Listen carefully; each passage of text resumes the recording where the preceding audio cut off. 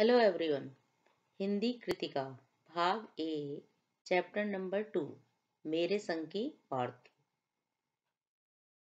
इसकी लेखिका हैं Mridula Garg. NCERT solution discuss करेंगे। प्रश्न अभ्यास। प्रश्न 1। लेखिका ने अपनी नानी को कभी देखा भी नहीं, फिर भी उनके व्यक्तित्व से वे क्यों प्रभावित थी? उत्तर। लेखिका ने अपनी नानी को कभी देखा नहीं था, लेकिन उनके जीवन की कुछ घटनाओं ने लेखिका के सामने उनका जो व्यक्तित्व उभारा, उससे वे काफी प्रभावित हुई। उनकी नानी पारंपरिक अनपढ़ व पर्दा रखने वाली औरत थी। पर्दा यानी कि घूंघट करती थी। वे खुद भी घर में स्वतंत्रता पूर्वक रहती थी। वह दूसरों की स्वतंत्रता व निजत्व का भी पूरा ध्यान रखती थी। उनके अनुसार अपने घर में भी स्वतंत्रता यानी कि आजादी से रह लेना बहुत बड़ी व महत्वपूर्ण बात होती है। भले ही उन्होंने अपना जीवन पारंपरिक घरेलू उबाऊ व पर्दे में रहकर बिताया हो, लेकिन उनमें देश की आजादी के लिए भी एक अद्भुत जुनून था, यानी कि उत्साह था आजादी के लिए, जिसकी वजह से उन्होंने अपने आखिरी समय में लेखिका के नाना के मित्र को अपनी बेटी के किसी साहसी क्रांतिकारी से विवाह किए जाने की इच्छा जताई। यानी कि उनकी क्या इच्छा थी कि मेरी बेटी की जो शादी हो किसी क्रांतिकारी से हो। इससे उनके साहसीपन यानी कि हिम्मत व स्पष्ट वक्ता यानी कि साफ बोलने वाला होने का पता चलता है। प्रश्न 2। लेखिका की नानी की आजादी के आंदोलन में किस प्रकार की भागीदारी रही? उत्तर। लेखिका की नानी की स्वतंत्रता आंदोलन में कोई प्रत्यक्ष भागीदारी तो नहीं रही। कोई उन्होंने स्वतंत्रता आंदोलन में कोई हिस्सा तो नहीं लिया, लेकिन आजादी से बेखबर उनमें देश की आजादी को लेकर भरपूर जुनून व क्रांतिकारिता थी। इसी कारण उन्होंने अपनी बेटी की किसी सच्चे व साहसी आजादी के सिपाही से शादी करवाने की इच्छा जाहिर की। वे पारंपरिक घरेलू व खामोश जीवन जीने में विश्वास रखती थी, लेकिन उन्होंने अपने घर में भी स्वतंत्रता के मूल भाव को बनाए रखा और घर के भीतर भी अपना जीवन स्वतंत्रता पूर्वक बिताया। उनकी जीवन शैली यानी कि जीने का जो तरीका था से स्वतंत्रता का वास्तविक मूल रूप सामने आता है।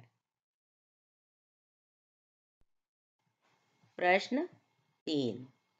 लेखिका की मां परंपरा का निर्वाह न करते हुए भी, निर्वाह माने निभाते हुए भी, न निभाते हुए भी सबके दिलों पर राज करती थी। इस कथन के आलोक में क लेखिका की मां के व्यक्तित्व की विशेषताएं लिखिए। उत्तर। क लेखिका की मां दुबली पतली व बहुत ही नाजुक काया वाली स्त्री थी। काया माने शरीर, स्त्री मीन्स औरत। उनमें खूबसूरती, नजाकत, गैर दुनियादारी व ईमानदारी थी। उनकी कोमल काया की वजह से उनसे कोई भी ठोस काम यानी कि कोई भी भारी काम नहीं करवाया जाता था, लेकिन हर ठोस व हवाई काम के लिए उनकी राय यानी कि राय माने सलाह जरूर ली जाती थी और वैसा ही किया भी जाता था। उन्होंने अन्य भारतीय महिलाओं की तरह अपना पूरा जीवन बच्चों को संभालने, खाना पकाने व घर-बार संभालने में निकालना व्यर्थ समझा। व्यर्थ मीन्स बेकार। और यही कारण था कि उनका अधिकतर समय किताबें पढ़ने और संगीत व साहित्य चर्चा सुनने में निकलता था। उनके व्यक्तित्व की सबसे महत्वपूर्ण विशेषताएं थी कि वे ना कभी झूठ बोलती थी, ना कभी झूठ बोलती थी और ना ही एक की गोपनीयता, यानी कि कोई सीक्रेट जो बात होती है, गोपनीय बात, एक दूसरे पर जाहिर होने देती थी। जाहिर होना यानी कि पता चलने देना। इसकी वजह से उन्होंने घर वालों और बाहर वालों दोनों के बीच अपनी एक महत्वपूर्ण जगह बना रखी थी।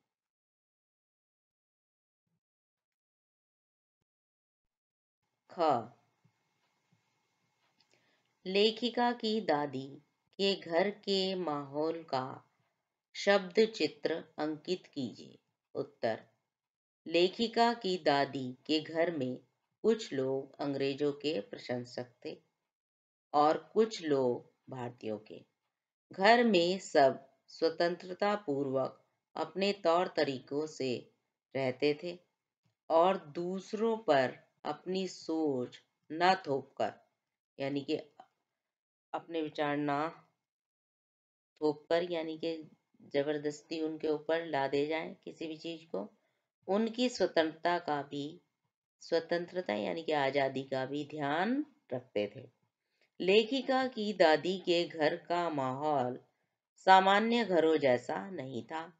हर व्यक्ति को अपना निजत्व यानी कि प्राइवेसी बनाए रखने की छूट थी। कोई भी परंपरागत तौर तरीकों से नहीं चलता था, लेकिन फिर भी किसी ने भी परिवार को नहीं तोड़ा। बच्चों की परवरिश यानी कि पालन पोषण में घर के सभी सदस्यों की बराबर भागीदारी रही। प्रश्न 4, आप अपनी कल्पना से लिखिए। कल्पना माने सोच। कि परदादी ने पतोहू के लिए पहले बच्चे के रूप में लड़की पैदा होने की मन्नत क्यों मांगी। उत्तर, परदादी एक साधारण व अच्छे विचारों वाली महिला थी। शायद वे समाज में होने वाले लड़का लड़की के भेदभाव को पसंद नहीं करती थी और अपनी इसी सोच के प्रमाण के तौर पर उन्होंने यह मन्नत मांगी और इसके बारे में सबको बता दिया। इसका एक कारण यह भी हो सकता है कि लेखिका के खानदान में सभी लोग लीक से परे हटकर अपनी स्वयं की सोच पर चलते थे। सोच माना विचारों पर।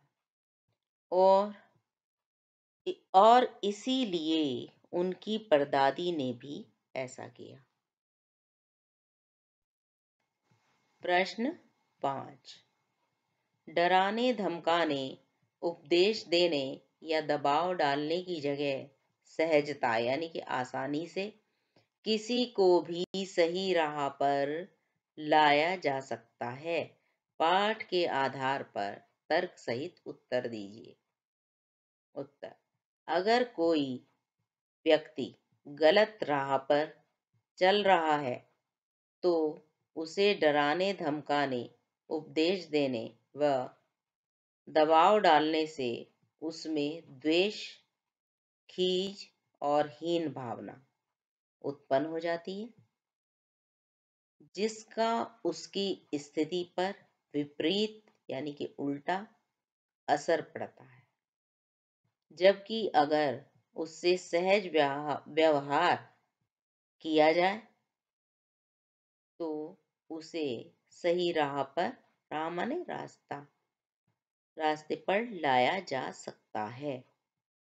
पाठ के अनुसार इसका एक उदाहरण है लेखिका की परदादी, जिन्होंने एक चोर को अपना बेटा मानकर उसे सही राह पर ला दिया।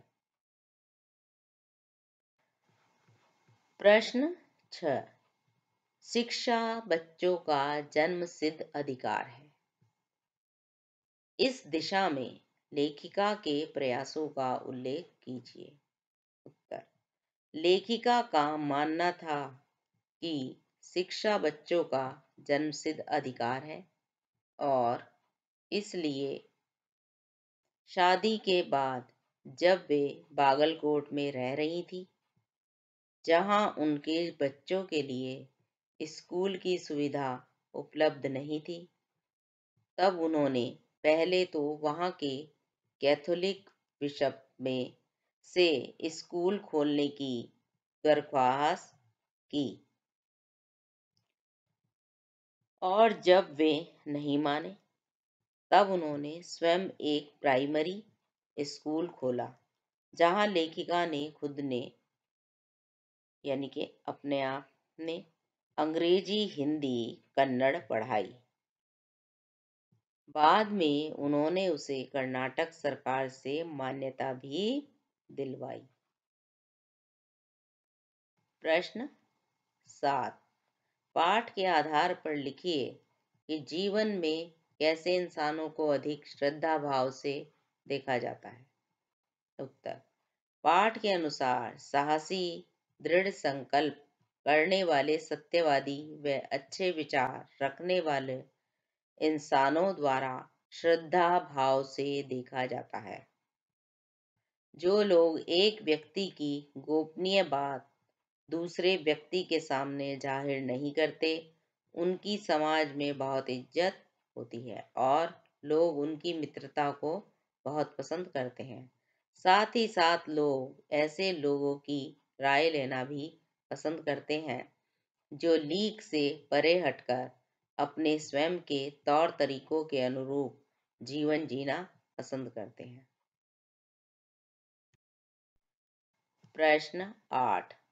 सच, अकेलेपन का मजा ही कुछ और है। इस कथन के आधार पर लेखिका की बहन एवं लेखिका के व्यक्तित्व के बारे में अपने विचार व्यक्त कीजिए। उत्तर। प्रस्तुत कथन लेखिका ने खुद के व अपनी बहन के संदर्भ में बोला है। वे दोनों ही पारंपरिक तौर तरीकों को न अपनाकर अपने स्वयं के तौर तरीकों के अनुरूप जीवन जीना पसंद करती थी। वे बहुत ही जिद्दी थी और उनका मानना था कि वे जो सोच लेती हैं उसे पाकर ही रहती हैं। लेखिका और उनकी बहन दृढ़ संकल्पित थे और अक्सर ऐसा देखा जाता है कि जो लोग लीक से परे हटकर निर्णय लेते हैं और दृढ़ संकल्प कर लेते हैं, उन्हें अपनी का रास्ता अकेले ही तय करना पड़ता है।